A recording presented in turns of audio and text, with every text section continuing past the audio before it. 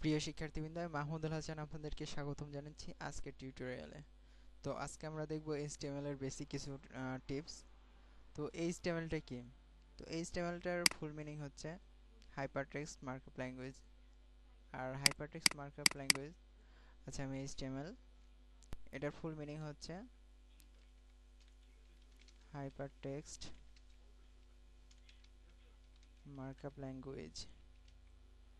তো এইচটিএমএল এর কিছু বেসিক ধারণা হচ্ছে এইচটিএমএল এর শুরু এবং শেষের যেটা থাকে সেটা হচ্ছে ট্যাগ থাকে। আর এই ট্যাগটা লেখার নিয়ম হচ্ছে, সাপোজ প্রথমে থাকবে এইচটিএমএল এবং এই এইচটিএমএলটা যখন ট্যাগটি ক্লোজ হয়ে যাবে তখন একটা ব্যাকস্ল্যাশ টু এইচটিএমএল। তো এইচটিএমএল এর শুরু এবং শেষ এভাবে হয়ে থাকে। আর এইচটিএমএল এর শুরু এবং শেষের মধ্যে যে এলিমেন্টগুলো থাকবে সেগুলো হচ্ছে এর মধ্যে ওর ট্যাগ থাকবে হেড, ঠিক হেডটা এইভাবে শেষ করতে হবে। তে হেডের মাঝখানে আরও কিছু থাকতে পারে, যেমন বডি থাকবে, বডিও একইভাবে শেষ করতে হবে।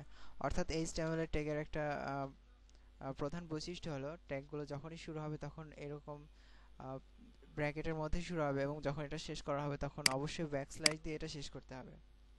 তো হেডের মধ্যে, সরি আমরা এখানে একটু ভুল করেছি, সেটা হচ্ছে বডিটা, হেডের শেষে বডিটা থাকবে। আচ্ছা, তো এই হেডের মধ্যে কোনগুলো থাকে? হেডের মধ্যে মূলত ব্রাউজারে যেগুলো, যেমন আমরা একটা ব্রাউজার ওপেন করলে, একটা ব্রাউজার ওপেন করছি। আচ্ছা, এটা মজিলা ফায়ারফক্স। এটা এখানে যেই লেখাটা আছে মজিলা ফায়ারফক্স স্টার্ট পেজ, এটা হচ্ছে মূলত এই পেজের টাইটেল। তো এই টাইটেলটি লেখার জন্য এছাড়া অন্যান্য কাজের জন্য হেডটা ব্যবহার করা হয়। তো হেডের মধ্যে যদি আমি কিছু টাইটেল বসাতে চাই, যেমন টাইটেল ট্যাগের মধ্যে দিতে হবে।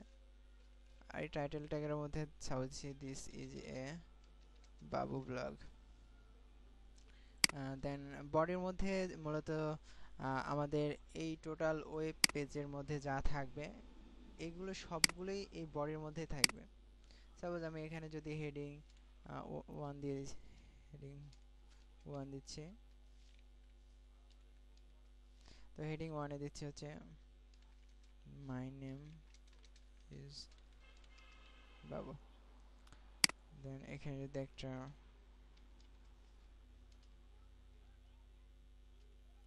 তো এটুকু আমরা দিচ্ছি। দেন সেভ। এবার যদি আমরা, sorry, save as.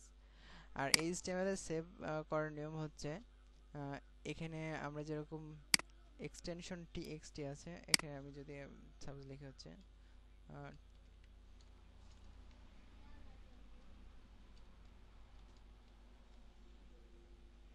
Test first,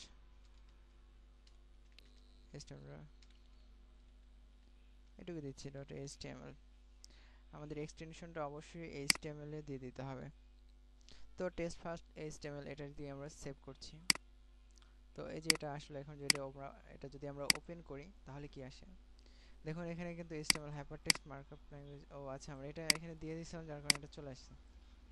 এটা ব্যাক করে দেন সেভে ক্লিক করছি। এবার যদি আমরা এটা ওপেন করি, মাই নেম ইজ বাবু, আর এখানে যে আমাদের টাইটেলটা দিয়েছিলাম যে this is a Babu blog, এটা কিন্তু এখানে বাবু ব্লগটাই শো করতেছে। তো এভাবেই আমরা এইচটিএমএল এ কাজ করব। তো আরেকটা বিষয় হচ্ছে এইচটিএমএল এ যখন কাজ করব তখন মূলত আমরা এখন এইচটিএমএল শিখতেছি, এরপরে আমরা অবশ্যই সিএসএস শিখব। আর এই সিএসএস এর কাজগুলো দিয়েই মূলত ওয়েব পেজের মধ্যে যেগুলো কম্পোনেন্ট থাকে সেগুলো ডিজাইনের কাজগুলো সিএসএস দিয়ে করা হয়। তো সিএসএস এ এখন যদি সাপোজ আমরা এটা মধ্যে নিতে চাই এই মাই নেম ইজ বাবু লেখাটা, তাহলে এটা যেটা করতে হবে সেটা হচ্ছে H1 এর মধ্যে এখানে স্টাইল দিয়ে দিতে হবে। স্টাইল শোন টেক্সট অ্যালাইন শোন সেন্টার। এরপর আমরা সেভ বাটনে করলে, এবার যদি আমরা এটা রিলোড করি, এটা কিন্তু মাঝখানে চলে গেছে। তো এইভাবে মূলত স্টাইল এবং বিভিন্ন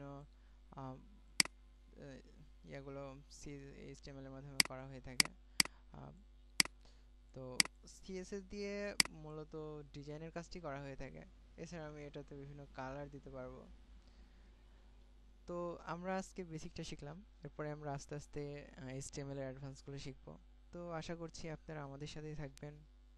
তো আজকের টিউটোরিয়ালটি এ পর্যন্তই। নেক্সট টিউটোরিয়ালের আমন্ত্রণ জানিয়ে আজকের মতো এখানেই বিদায় নিচ্ছি। আমি Mahmudul Hasan for BD nut.